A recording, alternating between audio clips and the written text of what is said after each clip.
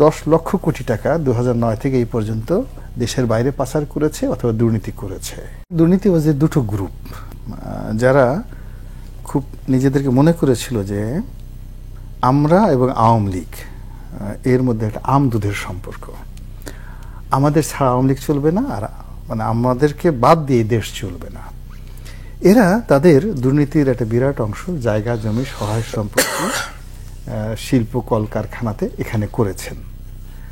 আর যারা বহিরাগত মানে আওয়ামী লীগের সঙ্গে যাদের তেমন কোনো সম্পর্ক নেই, একটা সুযোগ পেয়েছে, একটা পদ পদবি পেয়েছে, তারা কিন্তু কানাডা থেকে শুরু করে সব জায়গাতে বেগমপাড়াতে এই কাজগুলো করেছে।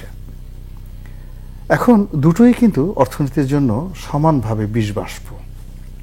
ধরুন এখন বাংলাদেশে যদি কেউ 1000 কোটি টাকার জায়গা জমি সম্পত্তি কিনে থাকে, এখন এই যে এই সময়টাতে কি হচ্ছে, এগুলো সব বাজেয়াপ্ত হয়ে যাচ্ছে। বাজেয়াপ্ত হওয়ার পরে ওই যে টোটাল যে সম্পত্তিটা ধরেন 1000 কোটি টাকা, এটা যদি 100 জন জেনুইন ব্যবসায়ীদের হাতে থাকতো, তো নর্মাল ইকোনমিক্সের সূত্র অনুযায়ী এটা 10 টাইমস টার্নওভার হতো। ফলে জাতীয় ইকোনমিকে এটা মানে অনেক পর্যায়ে নিয়ে যেত। তো এইভাবে ধরেন সব মিলিয়ে দুর্নীতিবাজরা 10 লক্ষ কোটি টাকা 2009 থেকে এই পর্যন্ত দেশের বাইরে পাচার করেছে অথবা দুর্নীতি করেছে, এইরকম একটা রাফ হিসাব করা হয়।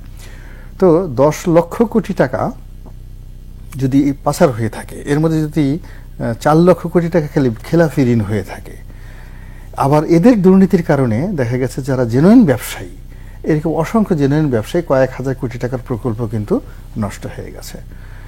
তো অ্যাজ এ হোল সে দেশি টাকা রাখুক আর বিদেশি টাকা রাখুক, এটা আমাদের অর্থনীতিতে কোনো কাজে আসেনি। এখন সে গ্রামে একটা সুন্দর বাড়ি করেছে, এখন তাকে জেলে নিয়ে গেছে, সেই বাড়িতে তদারক করার মতো অবস্থা নেই, ওখানে ইট বালু সিমেন্ট থেকে শুরু করে অল ব্যাড ইনভেস্টমেন্ট হয়ে গেছে সেখানে। তো এই সব মিলিয়ে দুর্নীতিটা আমি মনে করি একটা জাতির জন্য ক্যান্সার, এবং যে জাতির ঘাড়ে দুর্নীতির এই বোঝা থাকে তাদেরকে কেউ ভদ্র জাতি বলে না, অভদ্র জাতি বলে। তারপরে যে ব্যক্তির আপনি দেখবেন যে যারাই দুর্নীতি করছে, দেখবেন যে সবার মধ্যে একটা ইনফেরিয়ার কমপ্লেক্স ছিল, এবং তারা ওই যে পরিবার থেকে এসছে, যে পরিবেশে মানুষ হয়েছে, সবসময় তাদের মধ্যে কতগুলো চাহিদা ছিল, না পাওয়ার বেদনা ছিল, সমাজ কর্তৃক নিগৃহীত হওয়ার, অপমানিত, লাঞ্ছিত হওয়ার কতগুলো বিষয় ছিল, পরিবার পরিজন কর্তৃক ডিসরেসপেক্ট মানে উইদিন দ্য ফ্যামিলি, তাদের স্ত্রী বলেন, পিতামাতা বলেন, ভাই বলেন, তাদের কারোর সাথে তাদের সম্পর্ক ভালো ছিল না, খোঁজ নিয়ে দেখেন। তো অনেকগুলো মিলিয়ে এই লোকগুলো দুর্নীতির মধ্যে তারা কি করেছে, আনন্দ খুঁজে পেয়েছে।